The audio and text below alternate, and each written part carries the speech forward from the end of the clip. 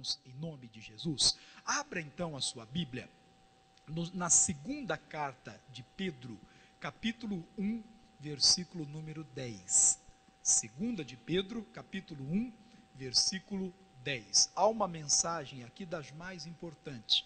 Vamos fazer um pequeno estudo hoje que vai nos ajudar, irmão. Precisamos fazer firme a nossa vocação, cada vez mais firme o nosso chamado. Olha o que o Pedro diz aqui, 2 de Pedro 1,10. Portanto, irmãos, procurai fazer cada vez mais firme a vossa vocação e eleição, porque fazendo isto, nunca jamais tropeçareis. A exortação do Pedro, irmão, é para a igreja. Nós precisamos nos firmar, aperfeiçoar, crescer no nosso chamado. Temos que nos ocupar do chamado que nós recebemos do Senhor, irmão. Nós não fomos chamados por Deus em vão. Quando se fala de chamado, nós pensamos nos pastores, que têm o chamado de Deus, pensamos nos obreiros, pensamos nos cantores, nos ministros de louvor, naquelas pessoas que ocupam um cargo. É claro, irmão, para essas coisas é necessário um chamado de Deus, né? Não tenho que agora pôr na mente, a pessoa pôr na mente que vai ser pastor. E ele diz, não, vou ser pastor porque eu sou uma pessoa que conheço muito a Bíblia. Mas para ser pastor não é necessário somente conhecer bem a Bíblia, mas tem de ter um chamado de Deus. Todo ministério, todo cargo no ministério tem de ter o chamado de Deus. É claro que esse é um chamado para aquelas pessoas que Deus escolheu, mas todos nós, irmão, temos de Deus um chamado, e nós temos de aperfeiçoar, nós temos de fazer o nosso chamado a cada dia mais firme, em nome de Jesus Cristo. Vamos lá para a segunda carta de Paulo aos Tessalonicenses, capítulo 2 também, versículo 13. Para nós entendermos um pouco mais para o que nós fomos chamados. Segunda carta de Paulo aos Tessalonicenses, capítulo 2, versículo 13 em diante. No Novo Testamento. Amém? O Paulo diz aqui, mas devemos sempre dar graças a Deus por vós, irmãos amados do Senhor, por vos ter Deus elegido desde o princípio para a salvação, em santificação do Espírito e fé da verdade, para o que pelo nosso Evangelho vos chamou, para alcançardes a glória do nosso Senhor Jesus Cristo. Então Deus nos chamou, irmão, primeiramente para a salvação. Esse chamado é para todas as pessoas. Deus quer que todos sejam salvos. Antes de qualquer outro ministério, de qualquer outro chamado, nós fomos chamados para a salvação. E quando é que Deus me chama, pastor? Será que eu tenho que ouvir uma voz especial? Deus chegar lá no meu quarto de noite ou de dia ou qualquer hora, me dar uma visão e dizer para mim, olha meu filho, eu quero que você seja salvo. Eu quero que você vá lá para a igreja e Deus vai salvar você. Claro que existem, irmão, experiências sobrenaturais que as pessoas têm de maneiras até diferentes. Mas o Paulo diz aqui que esse chamado foi dado pela pregação do Evangelho. Então, quando é que Deus me chamou, me elegeu para a salvação? No momento em que nós, ouvindo a palavra, cremos nela, nós recebemos o chamado de Deus. Nós conhecemos o chamado para a salvação. E esse chamado se aperfeiçoa, a nossa salvação é fortalecida. Primeiramente, a Bíblia diz pela santificação do Espírito. Ele vai revelando, mostrando, abrindo o nosso entendimento. Ele vai nos mostrando aquilo que precisa ser tirado da nossa vida, aquilo que precisa ser acrescentado a nós, aquilo que temos que fazer, temos que deixar de fazer, ele vai nos ensinando. E pela fé na verdade, nós somos então aperfeiçoados na salvação. Nós temos, irmãos, de fazer firme essa vocação, esse chamado. A cada dia as pessoas têm de ver o Senhor Jesus em nós. E eu não falo só daqueles que estão na igreja. Cada dia tem que se tornar mais evidente diante das pessoas que somos salvos. Não só entre os irmãos da igreja. É claro, irmão, que o nosso progresso espiritual tem que ser conhecido daqueles que são da fé. O nosso desenvolvimento espiritual tem que ser conhecido na igreja. Nós não podemos, e é triste quando isso acontece, irmão, ser conhecido como aquela pessoa que nunca se desenvolveu espiritualmente. Ah, pastor, fulano está na igreja, esse irmão está na igreja tem anos, mas coitadinho, ele sempre foi desse jeito, sempre foi problemático, sempre foi aquela pessoa fraca, que se ofende com qualquer coisa, que se entristece com qualquer coisa. Não, o nosso progresso espiritual tem de ser manifesto diante de todos. Nós temos de crescer espiritualmente, mas não só entre os irmãos, irmão, também fora da igreja. Aqueles que não são de Deus têm de conhecer que nós somos hoje novas criaturas. Aqueles que nos conheciam na vida de pecado, aqueles que nos conheciam numa vida de erros, têm que hoje ver que em nós hoje existe uma outra vida, que nós hoje somos salvos em Jesus. Então temos de fazer cada vez mais firme a nossa vocação. Você foi salvo em Jesus? Glória a Deus. Mas a salvação não é um tesouro que você tem que guardar num cofre a 7 chaves, que ninguém tem de ver. Pelo contrário, as pessoas têm de ver a mudança que Deus operou na nossa vida, em nome do Senhor Jesus Cristo. A nossa salvação tem de ser manifesta a todas as pessoas, em nome de Jesus. Outro texto importante da Bíblia está lá na primeira carta de Paulo também aos Tessalonicenses, capítulo 4. Volta um pouquinho aí, nós estamos em segundo aos Tessalonicenses, vamos lá para a primeira agora. Primeira aos Tessalonicenses 4, versículo número 7. Temos de fazer cada vez mais firme a nossa vocação. Acharam? Veja que palavra séria essa aqui, irmãos. Porque não nos chamou Deus para a imundícia, mas para a santificação. Olha que palavra séria. Também fomos chamados para a santificação. O que é ser santo, pastor?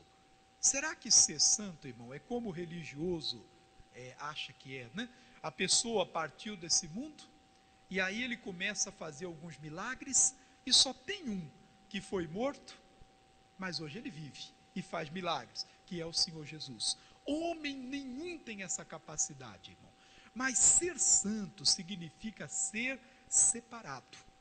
Então veja, nós fomos chamados para a santificação, para nos separar das práticas erradas e profanas desse mundo, desse sistema de vida sem Deus. Querido, quando nós aceitamos a salvação, fomos chamados para ela, Deus agora também tem para nós um outro chamado, tem para nós um outro ministério, tem para nós uma outra vida, que é a santificação. Deus não quer, irmão, Deus não aceita a imundície que existe nesse mundo. E nós não temos, como filho de Deus, não devemos aceitar essas coisas. Aquilo que eles fazem e acham que é normal. Nós estamos vivendo numa época, irmão, que parece que a imoralidade tornou-se normal. O pecado tornou-se algo tão natural que tem que ser até aceito. O homossexualismo, as práticas, os relacionamentos fora da palavra de Deus, nós não temos que aceitar essas coisas. Claro que não condenar as pessoas, irmão. Todas elas são dignas de amor, porque Deus quer que todo homem seja salvo, chegue ao conhecimento dele. Todo ser humano é digno de respeito, de amor. Mas nós não temos que concordar, compactuar, quanto mais fazer aquilo que a palavra de Deus condena. Temos que nos separar dessas coisas, em nome do Senhor Jesus. E às vezes a pessoa vai pondo dentro de si aquilo que só contamina. Não, nós temos que sair dessas coisas. Quantos filhos de Deus, irmão, vieram para a salvação, mas estão vivendo como se não conhecessem a Deus, concordando, compactuando com essas coisas. A pessoa, por exemplo, se senta lá para ver a novela cheia de imoralidade. Ele está concordando com aquilo. Ué, pastor, não, misericórdia, eu vejo, mas não concordo, então para que eu vejo? É coisa séria, irmão. Essas coisas vão entrando na vida do Filho de Deus e vão contaminando. Eu contei esses dias uma experiência, contei agora de manhã, uma experiência que eu tive, que eu fiquei horrorizado de ver. Um dia estava no hospital, isso eram 9 horas da noite, e ali cheio de TVs, assim, por todo lado, no hospital grande, praticamente ali, cada 10, 15 metros tinha uma TV na parede lá, para o pessoal se distrair, por causa da demora, né, que tinha no atendimento desses lugares. E estava numa dessas novelas ali, 9 horas da noite, hospital cheio de criança. Quando você olha para a TV, irmão, tem um cidadão completamente nu, andando, na maior naturalidade, e aquela coisa que você fica até sem graça, que você está com o filho do lado, está com a esposa do lado, ou a esposa com o marido, fica aquela coisa, e aí o Filho de Deus se senta e vê, não, pastor, tem essas coisinhas, mas a história é boa. O que pode ter de bom, irmão, em algo que é imoral? Querido, Deus lhe chamou para santificação. Deus te chamou para se separar dessas coisas. Aquele que vem para o Evangelho, que vem para Jesus e continua nessas práticas, ele nunca teve uma experiência com Deus, ele ainda não foi salvo. Então nós precisamos fazer cada vez mais firme a nossa vocação. Se você sabe que essas coisas existem, fuja delas. Eu não tenho que ver o programa imoral, não tenho que concordar com aquilo que se faz, que fere a palavra de Deus. Fomos chamados para a santificação, e a cada dia temos que vigiar, observar e arrancar da nossa vida todas essas coisas em nome do Senhor Jesus Cristo. Continuando aqui na nossa mensagem, 1 de Pedro capítulo 2, versículo 21, um pouquinho já para o final da Bíblia. 1 de Pedro, capítulo 2, versículo 21.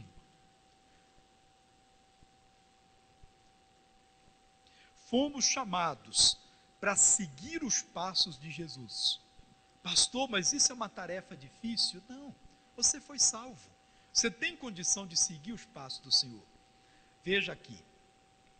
Porque para isto sois chamados, pois também Cristo padeceu por nós, deixando-nos o exemplo para que sigais as suas pisadas, o qual não cometeu pecado, nem na sua boca se achou engano, o qual, quando o injuriavam, não injuriava, e quando padecia, não ameaçava, mas entregava-se àquele que julga justamente. Então, outro chamado que nós recebemos. Tudo isso que nós estamos falando, irmão, não é para uma pessoa especial, não é para o pregador, não é para o obreiro, não é para aquele que tem um chamado para o ministério, é para todas as pessoas. Todos nós fomos chamados, porque para isso sois chamados. Para quê? Pois também Cristo padeceu por nós. Às vezes, irmão, é necessário padecer pelo Senhor. Não estou dizendo que você tem que sofrer enfermidade. Não, Deus não quer que você sofra enfermidade. Pelo contrário, a Bíblia diz que pelas feridas de Jesus nós fomos sarados. Você vai encontrar aquele que diz, não, Deus está lhe provando com a doença. Ele pôs essa doença para ver a sua paciência, para ver se você é firme. Não, querido. Pelas feridas de Jesus você já foi sarado, e embora se levantem ataques contra nós, isso não vem de Deus, é a ação do inimigo. Não temos que aceitar, temos que buscar a Deus para que o milagre venha, para que a bênção venha. Mas às vezes, por causa da palavra de Deus, sofremos perseguição. É na família, é no trabalho, é no círculo de amizades. Às vezes a pessoa é ofendida por causa do Evangelho, sofre perseguição por causa do Evangelho, e se for necessário, esse é o nosso chamado. Para isso nós fomos chamados. Se fizeram isso com o Senhor, irmão, você pode estar certo que também farão conosco, mas nós temos que continuar fazendo firme a nossa vocação, o nosso chamado. O que mais? Ele fala mais aqui, ó, o qual não cometeu pecado. Então, pecado não tem que haver na nossa vida. Temos que seguir os passos de Jesus. Ele viveu nesse mundo tão cheio de tentações como nós vivemos, irmão. Às vezes o crente encontra uma desculpa, né? Não, pastor, do jeito que esse mundo está, não dá para ser santo, não dá para se consagrar, porque o mundo é cheio de tentações. Jesus viveu num mundo tão cheio de tentações como nós vivemos, mas nunca se encontrou nele pecado, nunca cometeu pecado. Temos de procurar, irmão, Viver na presença de Deus, viver afastado do pecado, daquilo que não agrada a Deus, e nem engano algum se achou na sua boca. Temos que seguir as suas pisaduras. Esse engano não é só a palavra de mentira. Claro que a mentira não tem que se achar na boca do Filho de Deus, irmão. Na boca de ninguém. Quem dirá do cristão, daquele que se diz semelhante a Cristo. Você sabe que quando você se declara cristão, você diz que você é cristão, você está se declarando semelhante a Cristo. Se em Jesus não houve mentira, irmão, por que em mim tem que haver? Não é? É triste quando alguém chega para a gente e fala, não, pastor, tem aquele irmão lá, é gente boa, mas é mentiroso. Alguém já falou isso para você? Não? Ele é gente boa, mas é mentiroso. Mas como é que um filho de Deus pode ter, irmão, a atitude, ter consigo algo que é do diabo? A Bíblia diz que o diabo é mentiroso e pai da mentira. Mas o engano também é a confissão que é fora da palavra. É a pessoa confessar aquilo que a Bíblia não diz. Confessar o fracasso, a derrota, confessar a doença, confessar o mal, isso também é um engano e não tem que estar na nossa boca. Aquela palavra maliciosa, aquela palavra que vem para induzir alguém a erro, isso não tem que haver em nós. Temos que aperfeiçoar o nosso chamado, o qual, quando o injuriavam, não injuriava. E quando padecia, não ameaçava, mas entregava-se àquele que julga justamente. Olha como é que Jesus agia, irmão. Quando ele era injuriado, o que é a injúria? É atribuir a alguém algo que ele não fez, ou algo que ele não é. Jesus foi injuriado. Disseram que Jesus expulsava demônio pelo príncipe dos demônios. Não falaram isso dele? Diziam que ele era falso profeta, que ele pregava mentiras. Quantas vezes quiseram, irmão, até matar o Senhor, né? Depois ele foi crucificado, claro, mas quiseram até tocar nele, fazer mal para ele, por causa das coisas que ele pregava, que ele ensinava, porque atribuíam a ele algo que ele não era, ele era o Filho de Deus. Agora, nunca a Bíblia diz que ele também injuriou aqueles que falavam dele. Não faça isso. Ô pastor, não, fiquei sabendo que aquela pessoa está falando mal de mim, pastor. Estão falando mal de mim. E aí a gente vai e fala um mal duplo, né, a respeito dela. Ela fala um da gente, a gente fala 10, né? Quem foi que falou? Ah, o fulano. Ih, você não conhece isso daí, você não presta. Isso aí é isso, é aquilo, é aquele outro. Isso aí não sei o que tem. Irmão, que coisa triste. Nós temos a missão de abençoar. Estão fazendo mal, falando mal de você, perseguindo você, abençoe em nome de Jesus. Você é de Deus, irmão. Não tem que fazer a mesma coisa que eles estão fazendo, que a pessoa está fazendo. Você tem sido ameaçado, não ameace. Entregue-se a Deus, busque a Deus. Às vezes tem até aquela ameaça evangélica. Você já viu, não? Você sabe o que é ameaça evangélica, não? Sabe, não? Você está falando isso de mim? Ó, eu vou orar, hein? Se eu orar, você vai ver o que Deus vai te fazer. Irmão, oração não é ameaça. Não é? O Pedro queria, irmão, vieram prender Jesus. Ele ficou bravo, falou, Senhor, o Senhor quer que a gente ore a Deus e Deus mande fogo do céu como mandou para Elias? O que Jesus falou para ele? Ora lá, Pedro, vai lá, você é um homem de fé, ora mesmo, o fogo de Deus vai consumir todos eles. Aí não, ele disse, você não sabe de que espírito você é? Eu não vim para destruir, Jesus disse, eu vim para salvar. Jesus veio para salvar. Então estão lhe fazendo mal? Ore em nome de Jesus. Fomos chamados para seguir os passos do Senhor. Glória a Deus, você está entendendo? Para nós já passarmos para o final da mensagem, irmãos. 1 de Pedro também, capítulo 3, versículo 9.